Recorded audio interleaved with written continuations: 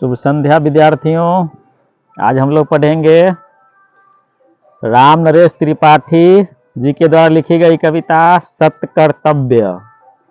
सत्य कर्तव्य यानी कि सही कर्तव्य हमें अपने जीवन में किस प्रकार का कार्य करना चाहिए, वही हम इस कविता के माध्यम से पढ़ेंगे।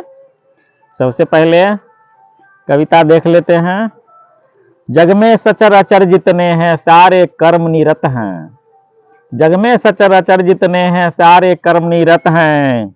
धुन है एक न एक सभी को सबके निश्चित व्रत हैं। जीवन भर आतप यह वसुधा पर छाया करता है। तुच्छ पत्र की भी स्वकर्म में कैसी तत्परता है। तुच्छ पत्र की भी स्वकर्म में कैसी तत्परता है। रवि जग में शोभा सरसाता सोम सुधा बरसाता।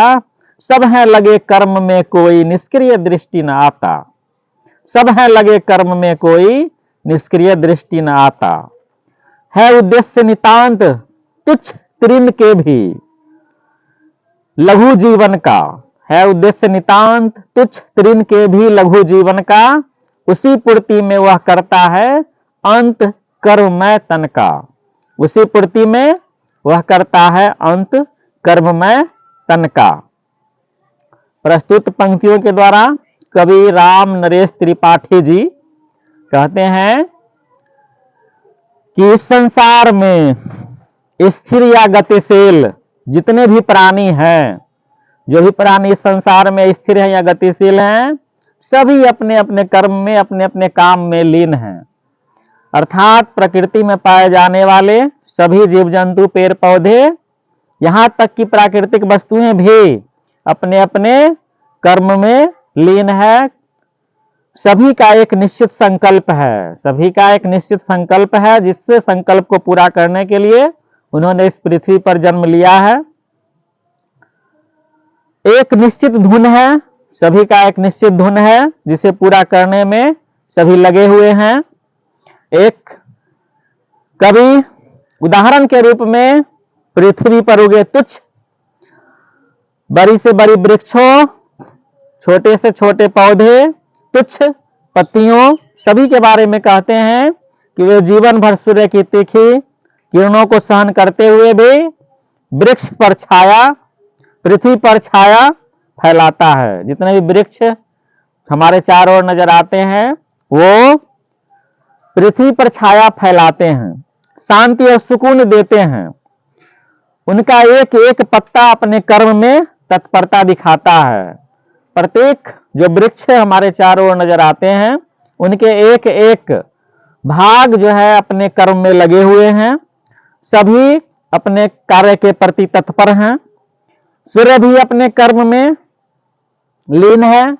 सूर्य भी अपने कर्म के अनुसार पूरे संसार में शोभा और उष्मा की वर्षा करते रहता है। चांद भी अमृत वर्षा करते रहता है। चांद पूरी रात अपनी चांदनी फैला करके अमृत वर्षा करता है। वह कभी भी अपने कर्म से पीछे नहीं हटता। इस संसार में सभी अपने अपने कर्म में लगे हुए हैं।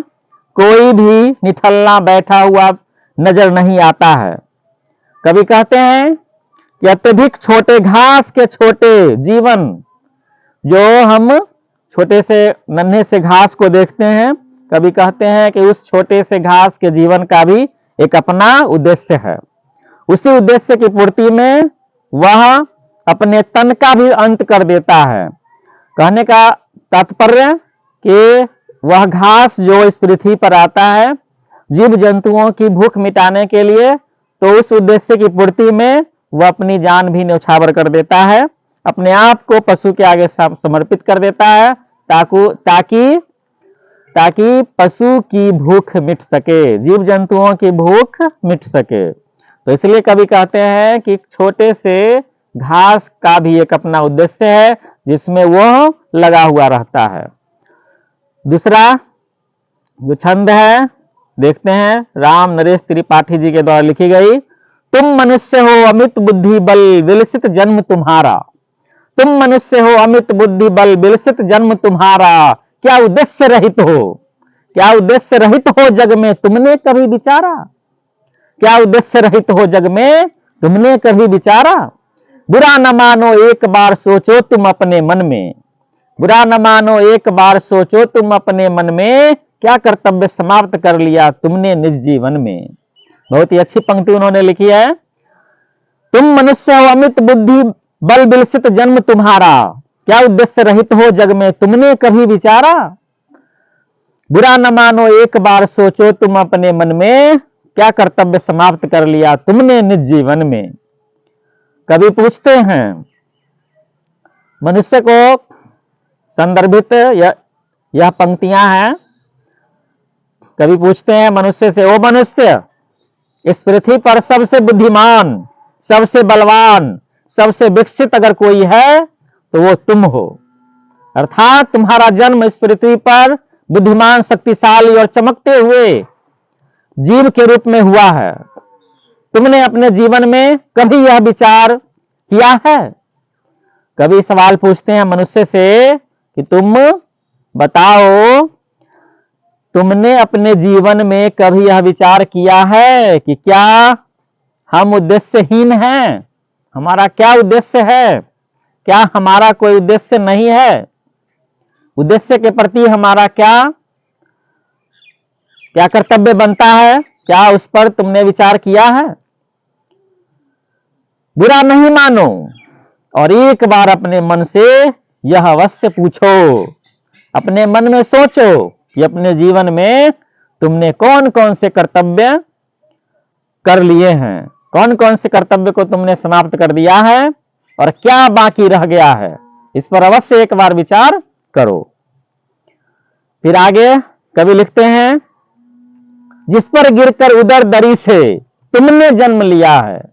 मनुष्य के बारे में ही उन्होंने आगे लिखा है, जिस पर गिरकर उदर दरी से तुमने जन्म लिया है, जिसका खाकर अन्न सुधासम नीर समीर पिया है, जिसका खाकर अन्न सुधासम नीर समीर पिया है, वह स्नेह की मूर्ति दयामयी, वह स्नेह की मूर्ति दयामयी माता तुल्य मही है, उसके प्रति कर्तव्य तुम्हारा क्या कुछ शेष नहीं है।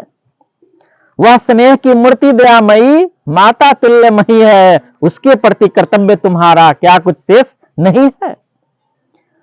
कवि पूछते हैं मनुष्य से, जिस पृथ्वी पर तुमने गर्भ में से जन्म लिया है, जिस पृथ्वी पर तुमने जन्म लिया है मां की उदर से, जिसका अन्न खाकर अमृत के समान हवा और जल को पीकर तुम इतने बड़े हुए हो, प्यार स्नेह और दया दिखाने वाली माता के समान भूमि के प्रति तुम्हारा कोई कर्तव्य नहीं बनता। जिससे मातृभूमि का तुमने अन्न खाया है, अमृत के समान उसके हवा को पिया है, जल को पिया है, प्राणवायु को तुमने अर्जित किया है, क्या उसके प्रति तुम्हारा कोई कर्तव्य नहीं बनता? कोई भी कर्तव्य शेष नहीं बचा है, उसके प्रति तुम्हारा कोई भी कार्य नहीं हो सकता है। इस पर तुम अवश्य एक बार विचार करो। उसके प्रति तुम्हारा कोई भी फर्ज नहीं बनता। जरूर एक बार विचार करके देखो। और अगर तुम्हें ऐसा लगता है कि तुम्हारे ऊपर बहुत बड़ा उपकार हुआ है तो उससे ऊरीन हो, अवश्य प्रयास करो, अपने कर्तव्य के प्रति समर्पित हो जाओ। आगे कवि लिखते हैं, केवल अपने लिए सोचते मौज भरे गाते हो, केवल अपने लिए सोचते मौज भरे गाते हो, पीते खाते सोते जगते हंसते सुख पाते हो, पीते खाते सोते जगते हंसते सुख पाते हो। जग से दूर स्वार्थ साधन ही सतत तुम्हारा यश है, जग से दूर स्वार्थ साधन ही सतत तुम्हारा यश है। सोचो तुम ही कौन अग जग में, सोचो तुम ही कौन अग जग में, तुमसा स्वार्थ विवश है। मनुष्य के स्वार्थी जीवन पर कटाक्ष करते हुए कवि राम नरेश त्रिपाठी जी कहते हैं कि तुम मनुष्य केवल अपने बारे में सोचते रहते हो, अपनी मौज मस्ती अपनी खुशी के लिए हमेशा प्रयत्नशील रहते हो, प्रयास करते रहते हो, खाते हो पीते हो सोते हो जागते हो, हंसते हुए मौज मस्ती करते रहते हो और अपना जीवन बड़े ही आनंद के साथ व्यतीत करते हो। तुम्हें सिर्फ अपनी ही परवाह होती है, केवल अपने बारे में सोचते रहते हो और कभी भी दूसरों के बारे में नहीं सोचते। तुम्हें लगता है यही हमारा यश है, तुम इसी को अपना यश समझ लेते हो, वाह हमने अपने जीवन में बहुत सारा यश प्राप्त कर लिया है। लेकिन एक बात हमेशा याद रखो कि जो व्यक्ति स्वार्थी होता है वह कभी संतुष्ट नहीं रहता, उसके जीवन में कभी खुशहाली नहीं आती, वह हमेशा अपने बारे में ही सोचते रह जाता है। सोचो, यह तुम्हारी व्यवस्था नहीं है जो क्या है तो क्या है, यह तुम्हारी व्यवस्था नहीं है तो क्या है, यह तुम्हारे जीवन की सारी खुशियां मौज मस्ती सब क्षण भंगुर है, सभी क्षण भंगुर है। जिसे तुम अपना यश समझते हो वो सभी क्षण भंगुर है, आज है कल नहीं रहेंगे।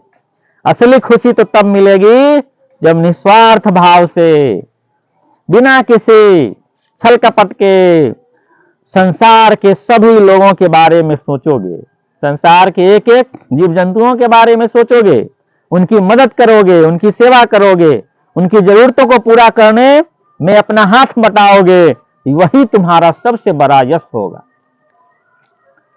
अगली पंक्ति राम नरेश त्रिपाठी जी लिखते हैं, यह संसार मनुष्य के लिए एक परीक्षा स्थल है, यह संसार मनुष्य के लिए एक परीक्षा स्थल है। दुख है प्रश्न कठोर देखकर होती बुद्धि विकल है, दुख है प्रश्न कठोर देखकर होती बुद्धि विकल है, किंतु स्वात्म बल विज्ञ सत्पुरुष ठीक पहुंचा अटकल से, किंतु स्वात्म बल विज्ञ सत्पुरुष ठीक पहुंचा अटकल से हल करते हैं प्रश्न सहज में अविरल मेधा बल से, हल करते हैं प्रश्न सहज में अविरल मेधा बल से।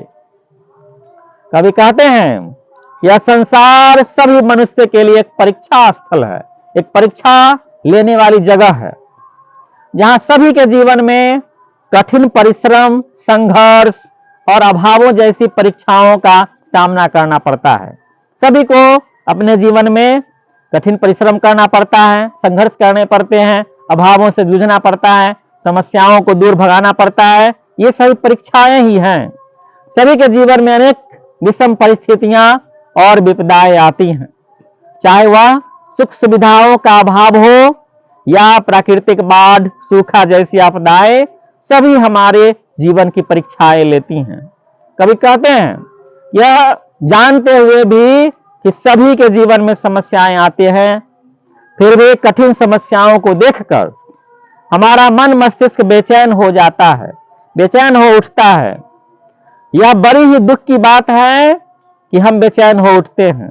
हमें बेचैन नहीं होना चाहिए, उनका डटकर सामना करना चाहिए, बड़ी हिम्मत दिखानी चाहिए उसके प्रति।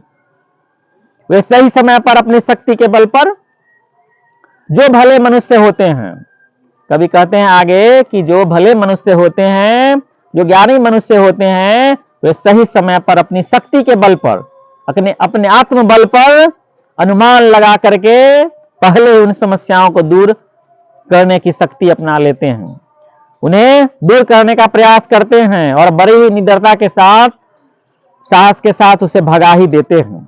ऐसे व्यक्ति किसी भी प्रकार की समस्याओं को लगातार अपनी बुद्धि के बल पर आसानी से हल कर लेते हैं। उनके लिए कोई भी समस्या मुश्किल नहीं रहती है, उनके लिए सारी समस्याएं आसान हो जाती है। अंतिम में कवि राम नरेश त्रिपाठी जी कहते हैं, पैदा कर जिस देश जाति ने तुमको पाला पोसा, पैदा कर जिस देश जाति ने तुमको पाला पोसा, किए हुए है वह निज हित का तुम पे बड़ा भरोसा, किए हुए है वह निज हित का तुम पे बड़ा भरोसा, उससे होना ओरिन प्रथम है, उससे होना ओरिन प्रथम है सत कर्तव्य तुम्हारा, फिर दे सकते हो वसुधा को शेष स्वजीवन सारा। कवि कहते हैं कि जिस देश, जिस मातृभूमि ने तुमको जन्म दिया है, जिस देश, जिस मातृभूमि ने तुमको जन्म दिया है, तुम्हारा लालन पालन किया है, उस देश जाति ने तुमसे बहुत उम्मीदें लगाकर रखी है, उस देश जाति ने तुमसे बड़ी उम्मीदें लगाकर रखी हैं। उसे यह उम्मीद है, यह भरोसा है कि तुम अपने देश, अपने समाज के लोगों के लिए, समाज के लोगों के हित में हमेशा काम करते रहोगे, हमेशा देश जाति की सेवा में लगे रहोगे, उनकी मदद करते रहोगे, कवि कहते हैं, इस मातृभूमि ने तुम्हें जन्म दिया है, तुम्हारा पालन पोषण किया है, उसके इस ऋण को चुकाना तुम्हारा सबसे पहला कर्तव्य है। यह जो ऋण तुम्हारे जीवन पर है मातृभूमि का, उसे चुकाना तुम्हारा सबसे पहला कर्तव्य है। यदि तुम इस ऋण से पूर्ण हो जाते हो, अगर इस ऋण को चुका देते हो, तो ही तुम इस धरती को, इस मातृभूमि को अपना बचा हुआ जीवन समर्पित कर सकते हो।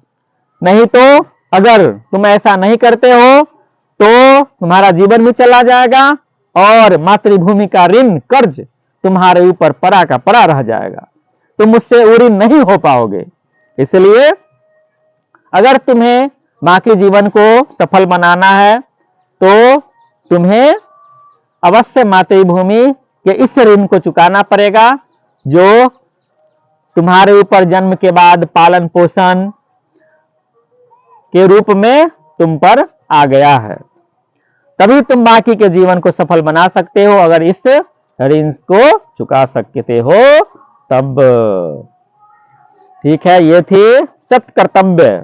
राम नरेश त्रिपाठी जो कवि हैं इस कविता के, उन्होंने बड़ी ही अच्छी पंक्तियां इस कविता में लिखी है।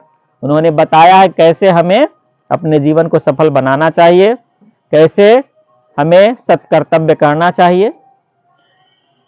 तो उम्मीद है आप लोगों को समझ में आ गई होगी यह कविता सत्य कर्तव्य। तो इसी प्रकार देखते रहिए, पढ़ते रहिए, समझते रहिए, मेहनत करते रहिए, सफलता अवश्य मिलेगी। मिलते हैं फिर अगली कक्षा में। नमस्कार।